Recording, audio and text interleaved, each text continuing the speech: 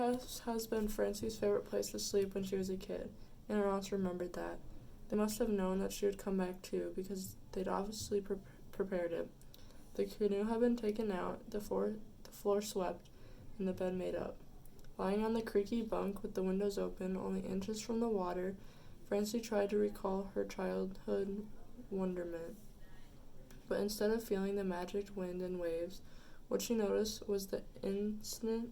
You see this? Instant? Yep, instant. Instant drone of mosquitoes on the other side of the screens. The scratching of the mouse somewhere, and the fading of the sound of a boat motor. Every so often there was a fizz, then pop, or a series of crackles. Far away fireworks before the 4th of July. Beyond all that was a deep and empty silence. No horns honking, sirens wailing, whine of trees, or clank of garbage trucks. Whine of tires. Yep. Or clank of garbage trucks.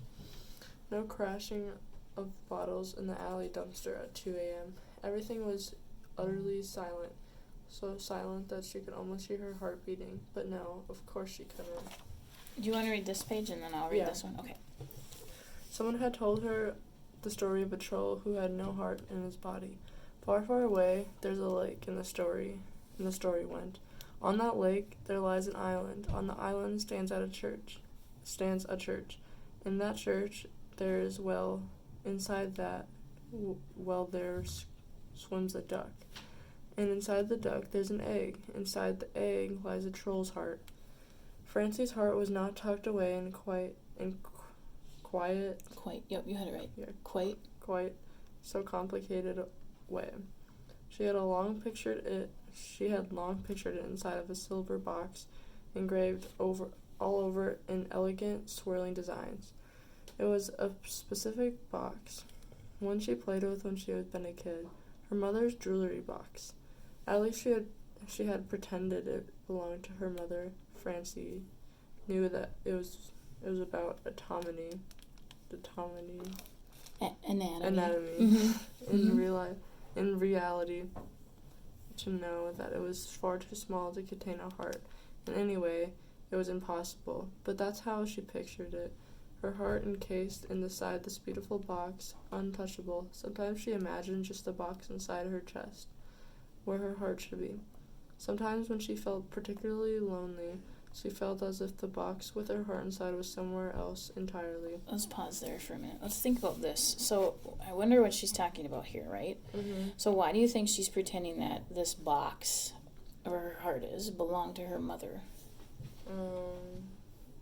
Because she doesn't have her mother anymore. You think she's dead? Yeah. Okay, so something happened, right? Yeah. We don't know that yet. So, why do you think she's so, worried about, keeping her heart, protected? Because it says right here that she was trying to keep, it felt unprotected sometimes, right? Mm-hmm. Why do you think she's feeling that way? Probably because she feels like a piece of her is missing or something. Why do you say that? Because she's lonely, maybe.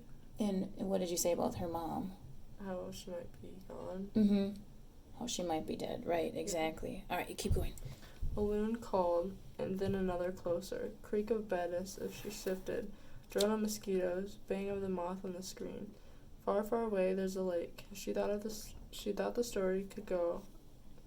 On the lake, there's a loon, and inside the loon, there's an egg, and inside the egg, there's a box. And in that box, there lies my heart. A breeze kicked up. She heard it first on the highest boughs Mm-hmm. of the pines. Then it tinked of the Tinking. of the poplar leaves, and finally in instant little waves, pushing up against the shore. And then bing, bing, bong, bing, bing, bong, bing, bing, bong, and so on. A wind chime. Ugh. What was the point of wind chimes? And this one was worse. What do you think? What do you see? Path. Yep, and then keep going. Pathetically. Yep. Pathetically. Yep, good. Tuneless. Music with brain damage. Mm-hmm. Bing, bing, bong, bing, bing, bong. After 15 minutes of torture, She decided the noise must cease. Yep. What does that mean?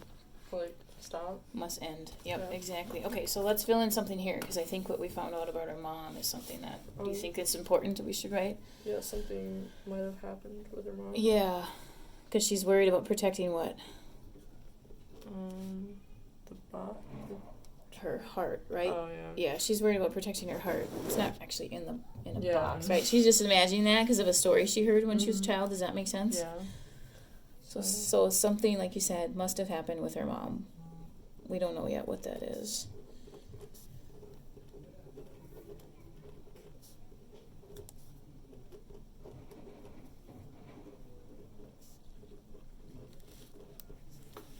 She rose, slipped on her flip-flops, and stepped out into the dark.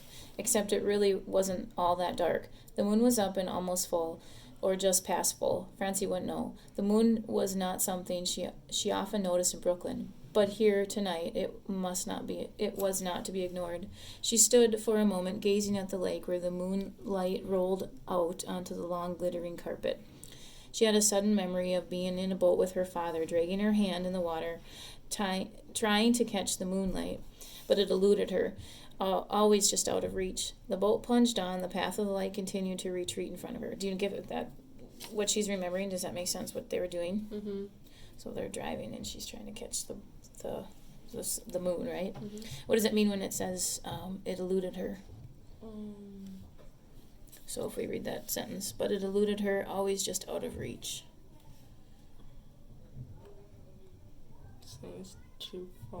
Exactly, right? The answer's right there, right? Mm-hmm. Eluded means just out of reach, so she couldn't ever get it, right? Yeah. And as a child, you might think that you can do that, right? Mm-hmm.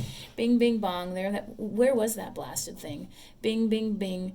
Next cabin over, she started through the woods to the neighbors. Here the moon had been cut into abstract shapes and laid on the ground in fanciful designs. Francie had an impulse to play hopscotch on the bright patches, but reminded herself that she was sneaking to the neighbors. She tried to move quietly, but her flip-flops snapped at her heels, sharply punctuating each step. It didn't seem like the cabin was occupied, although through the trees she glimpsed what looked like a boat tied to the dock. But it was hard to know if people were here or not, since there were no driveway and no car. The tubes of chimes gleamed in the moonlight, and she was happy to see she could easily slide them onto the convenient little shelf under the roof. The Olsons. Did they still own this place? Might even think the wind had pushed the chimes up there. Now the only sounds were the soft lapping of waves against the shore and the wind high up in the pine boughs, making a soft whoosh.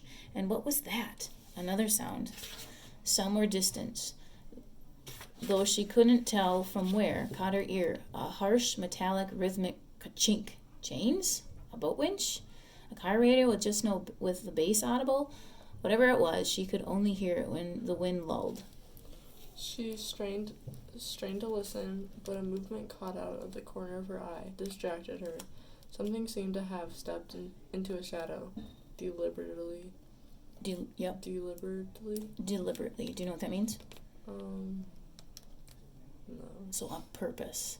But she's questioning that, right? Something seemed to have stepped into a shadow deliberately. See how she's thinking, did they do that on purpose? Whatever it was. Mm-hmm. It was big enough to be a bear or a man. A sudden chill cut through her thin summer nightgown. Which would be better, she wondered, bear or man? She remembered that the bears here were black and small, and weren't supposed to be dangerous compared to, say, a grizzly. That knowledge didn't seem to have a calming effect in the goosebumps and had risen all over her arms. All the way back to the boathouse, she told herself it was nothing. Just the strange sound could have been frogs. Frogs made all kinds of bizarre racket. Chirping, croaking, quacking, and peeping, and for all she knew, clinking, ka-chinking, mm-hmm. and the crunching of pine needles behind her. Her imagination for sure. Even so, she couldn't shake the feeling that someone was watching her, and back at her neck prickled. Some detective I make, she thought, scared of the dark. Back at the boathouse, she settled into her creaky bunk and waited for her breathing to resume its normal pattern. Now the wind chime was silent, but then the fireworks continued. There were distant pops, bangs, and occasional fizzes as the fireworks wound down. You had it right. Wound. Wound down. Yep. Does that sound? Yeah. Yep. A couple of big speedboats went by. One of them was Sandy's. She smiled because she hadn't lost her talent identifying boats by their sound.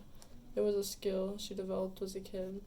Her dad used to tease her that she couldn't tell the difference between the call of a chickadee and the chirr of a red squirrel, but she could identify any motor on their side of the lake. There was one loud pop, like a truck backfiring. I hope that's the last of the fireworks, she thought, then blessed silence. All right, so what was it? Okay, so if we go back, she talks about her dad, too. Do we know anything about her dads? Mm-mm.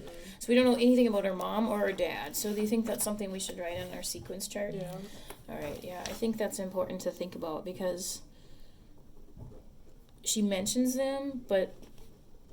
Or like, and her brother, she didn't know. And her brother, yeah. So I'm wondering, well, what are you thinking about? What could have happened to all three of them? And who do you think she lived with as a child?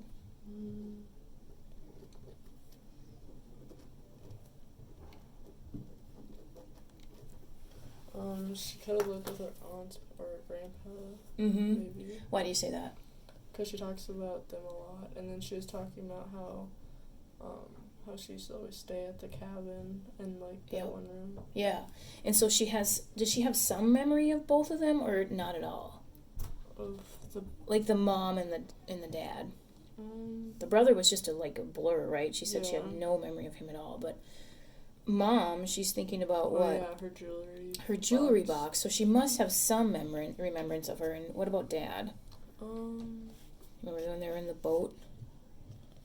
She had a sudden memory of being in a boat with her father, dragging her hand in the water, trying to catch the moonlight. Oh, yeah. Do you remember that part? Mm-hmm. So she remembers a little bit. So something. What are you thinking? Where do you think they were at when they were in this boat, maybe? At the cabin, maybe? Yeah, probably at the cabin. Right? But we don't know any more than that. So there's a mystery about that. And the aunts are worried about what? What's the mystery for them? Like, what's happening at the cabin? Like, with the people disappearing? Mm-hmm. Exactly. And what did they say that they're trying to put in? A road. A road. So if we go back to that map. Where is it? Or did I just draw it that last time? I think I drew it. So if we go back to, like, thinking about it. So there's the lake. The cabin's over here somewhere, right? Mm-hmm. And over here is a road. It's like a dead end. Right, because this is where that Sandy's boathouse was, and he had to drive him over, or drive her over. So over here, they're trying to put in some kind of road, right? Do you think they want it to connect all the way around then, the lake? This road that they're trying to put in? Yeah. Okay. So do you think the road has anything to do with those disappearances? Maybe. Or accidents? Yeah. All right, awesome inferences. Very good.